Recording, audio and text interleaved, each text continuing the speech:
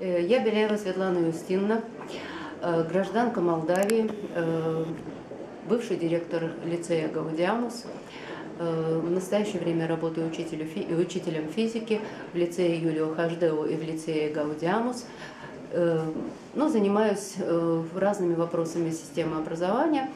И дважды была на фестивале, в прошлом и позапрошлым летом была на фестивале «Перспектива».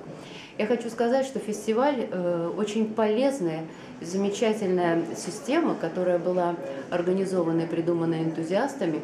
Она очень полезна любому человеку, потому что дает возможность совершенствоваться в своем собственном профессиональное мастерство, раз, дает возможность познакомиться с законами психологии и подправить какие-то, может быть, свои представления о личностных особенностях, психологических особенностях личности, дает возможность задуматься над сферой общения людей, дает возможность увидеть единомышленников и вместе с ними, может быть, найти какое-то определенное решение.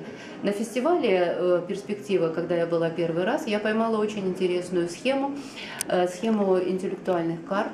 Они, правда, немножко по-другому назывались, но это не важно, потому что система, которая дает возможность запоминать материалы, очень полезна для старшеклассников. Поскольку я учитель физики и все-таки работаю в старших классах, то вполне понятно, что способ запоминания через вот такую систему, когда ты заставляешь работать интеллект и проводишь определенные ассоциации и с историческими событиями, и с явлениями, которые происходят, это очень полезное дело. И я хочу сказать, что кое-что я уже попробовала в своей работе, оно очень хорошо получается. Поэтому я приглашаю вас всех на этот фестиваль.